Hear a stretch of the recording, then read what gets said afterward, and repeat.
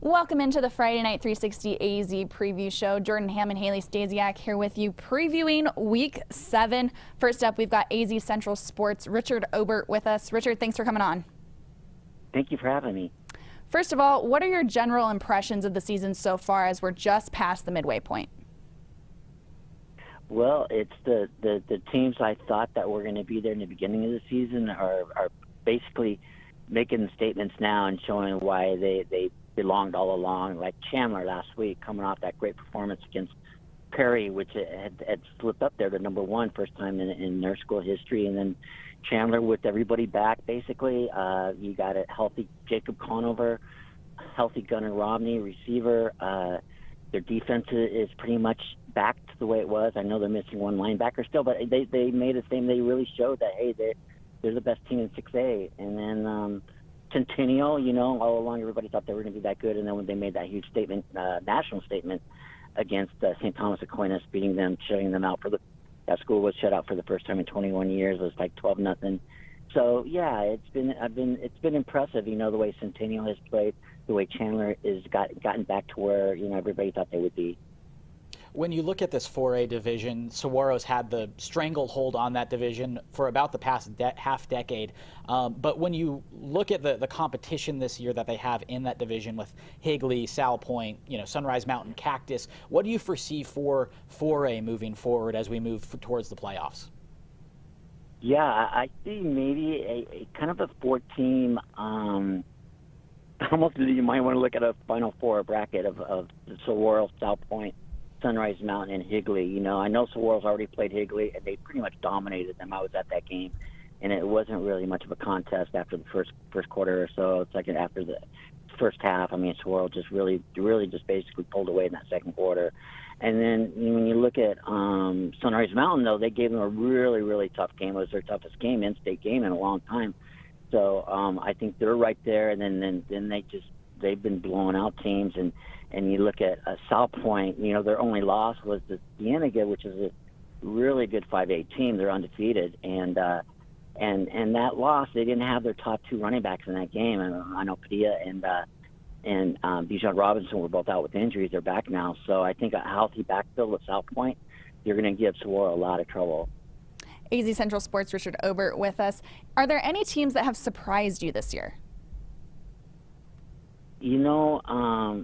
I don't know if there. I would say, looking at 6A, I always thought, Chandler, I Perry, was where I thought they would be. Mountain Point is where they're at. Desert Ridge, I know they play Mountain Point. They're playing them this weekend, but that's going to be. I didn't think that they would be as good as they are right now. I know they're 6-1. They really haven't had that tough schedule. Mountain Point game will be a really good indicator. They've had two quarterbacks system over there, and they've been starting like 10 to 11 sophomores. So they're still holding their own.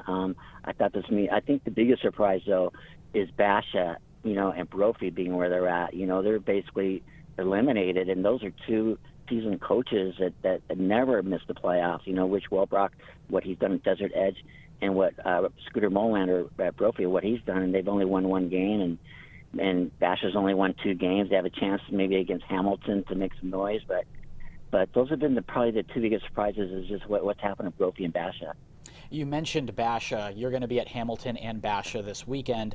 What do you foresee for this game, and how do you think that Connor Phelan has stepped into the starting quarterback role in the past couple of weeks? Yeah, it sounds like he's done a great job. He's only been there for 3 weeks now as a quarterback.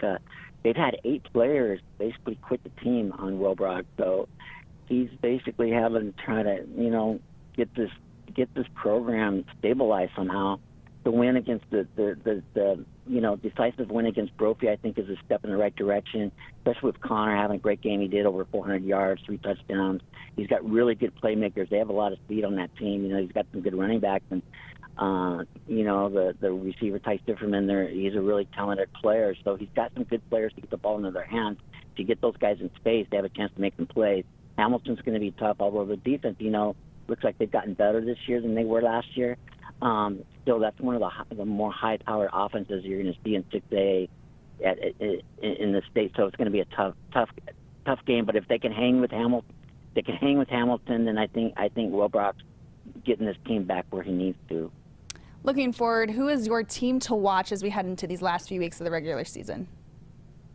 I'd have to say Liberty in 5A, just because of what they just did to Chaparral. I think that might have been the worst loss in Chaparral history. If it wasn't, it was one of them. Putting up 63 points on them, and the defense, the way they're playing, the offense, the way they're playing right now. I know they got Jet Kinch has been. He's eligible now. That was a big pickup for them, a transfer that had to miss the first 5 games due to the transfer rule. I think he had something like 110 yards on 10 carries against Chaparral. So that beefs up their offense and makes them even more of a threat with the run game. And then the passing of Ryan Bendo. It only was like 5 or 6, but all 5 of his completions went for touchdowns against Chaparral. So I think Liberty is going to make a little bit of noise. I think Centennial's going to have to worry about that team when it gets down to I think they play each other the last game of the regular season. So, I just, I have a feeling they could be, everybody thought, well, maybe they're a little rebuilding this year because new quarterback, and they moved the receiver to quarterback. So I'm kind of waiting to see if Liberty really does break out and give Centennial a game. Richard, thanks for coming on with us. I appreciate it. Thanks for having me. Interesting stuff there with his comment on Liberty being the kind of team that he's watching. I mean, we've discussed Liberty a little bit, but obviously that big win against Chaparral. So good stuff that.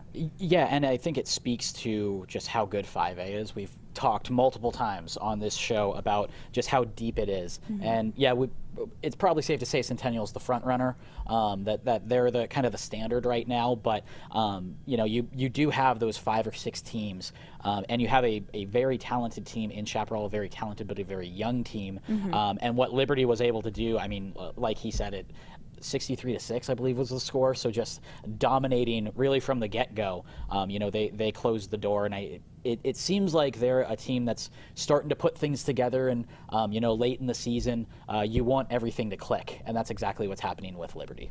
Coming up next, we're going to break down Week 7, and then we have Brad Sesmat, who talked with Tyler Shuck earlier this week.